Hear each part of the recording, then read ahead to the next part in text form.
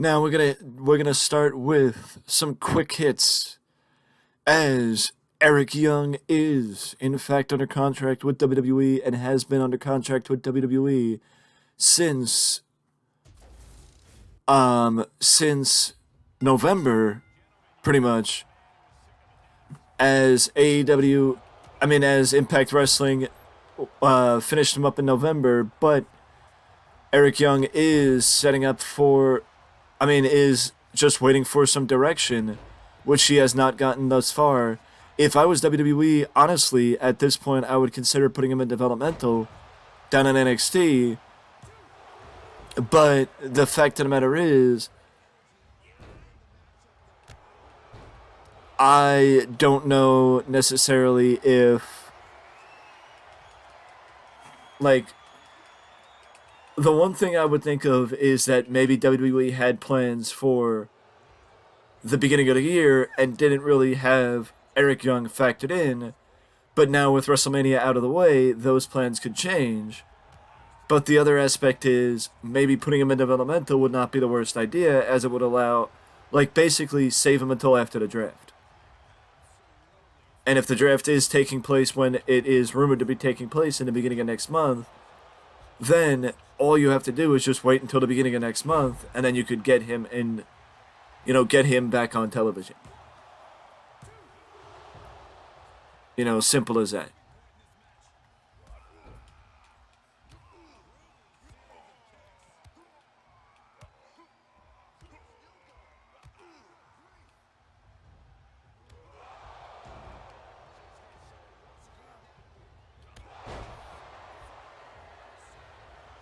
It was an interesting match on.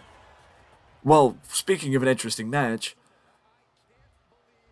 according to an announcement, Impact Wrestling is bringing back one of the old favorites and one match that was widely maligned the first time around back in 2007, but it is fitting for the feud between PCO and Eddie Edwards.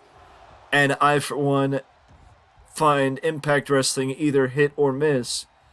With in-ring product, they do.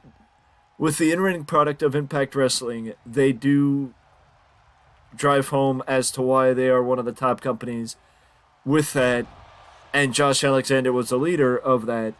But with some of their creative decisions, it makes me understand exactly why the company is in the position that it's in, and will never grow past the position that it's in, because I have no taste for the stupidity of some of their angles that they do and the unnecessary nature of how they run their company. I'm not a fan. But the idea that the last rights match was something that, aka their take on a casket match, I understand the reasoning why they're bringing it back, because it fits the match that they're having with PCO or the feud that they're having with PCO and Eddie Edwards. It's just that the match did not work the last time, so they should look back at what they did wrong last time and try and do better the next time. That's all I'm going to say. And, my opinion of Impact Wrestling is the reason why I may cover their shows but don't talk about the product that often, because I don't really care for the product.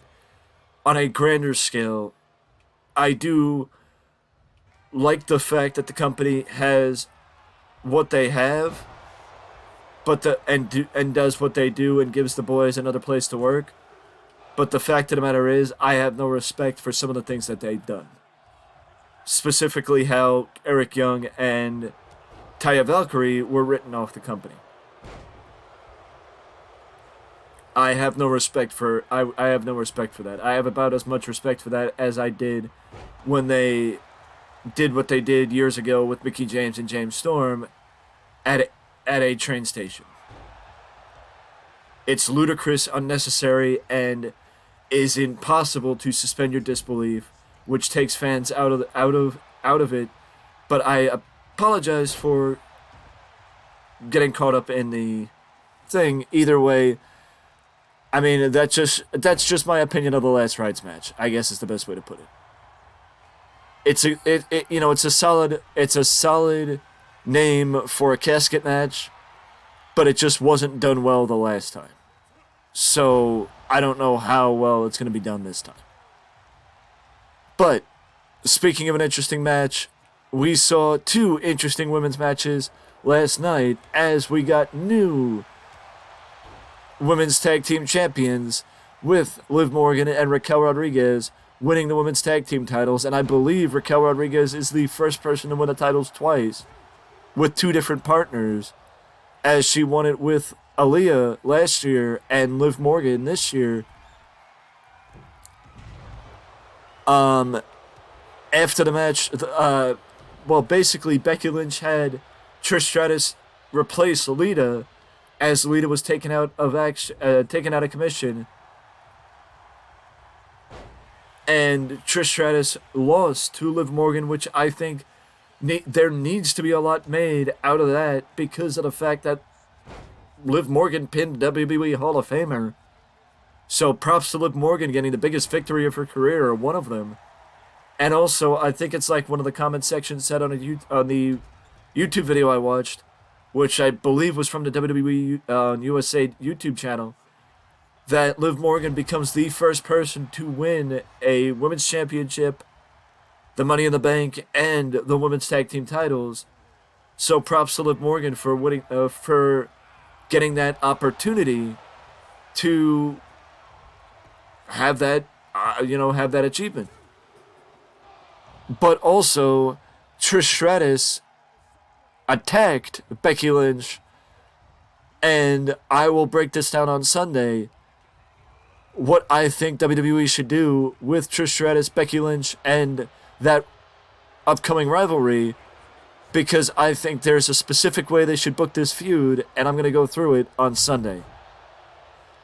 But also on Raw last night, we saw an interesting triple threat match as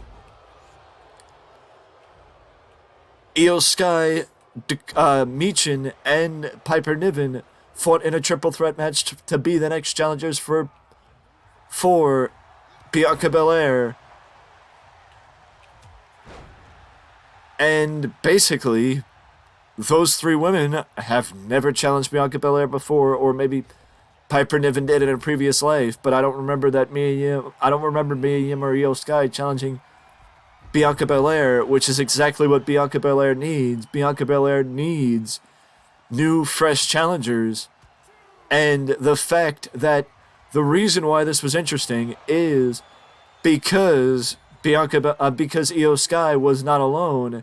Dakota Kai and Bayley were by her side during the matchup and after the matchup, as Damage Control showed that there is still power in numbers and that they still have every intention of staying together, which is positive for us, because I was unsure and I was unsure of their status, and I'm a fan of the stable, and I would love to see them stay together a little bit longer, because I think there is more on the table that they're not addressing as far as the potential of the faction. And the fact of the matter is, there is potential for each member of the faction in the grander scheme of things to do more,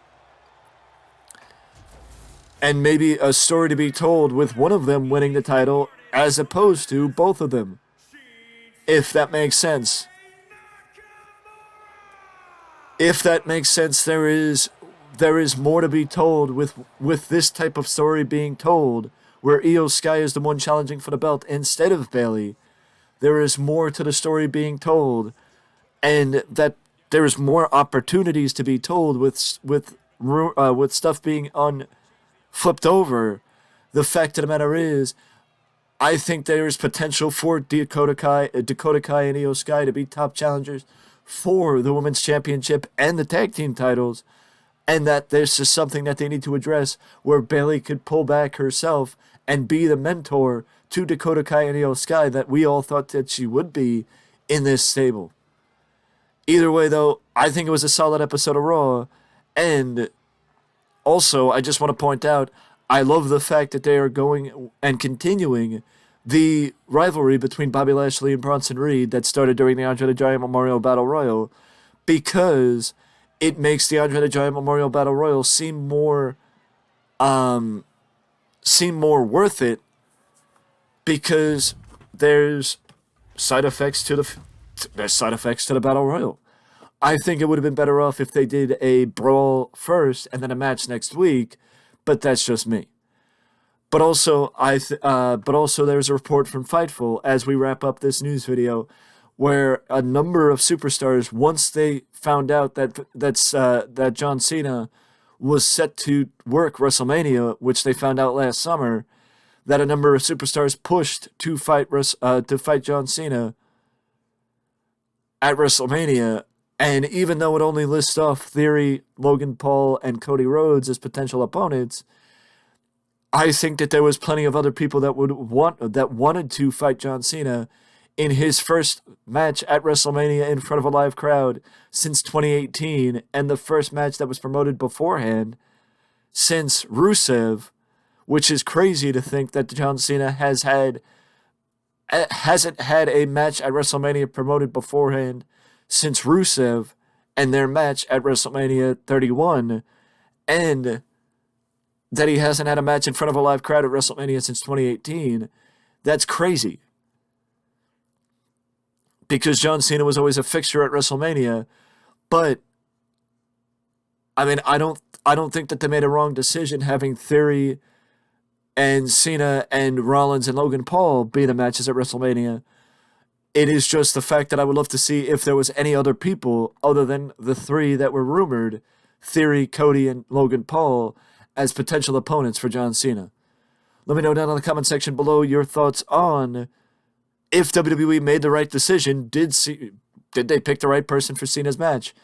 And also, is there a specific way that you would book Trish Stratus versus Becky Lynch now that Trish Stratus turned? And last question is, who do you have Bianca Belair penciled in to lose the title to? Let me know down in the comment section below, and I will see you in the next video.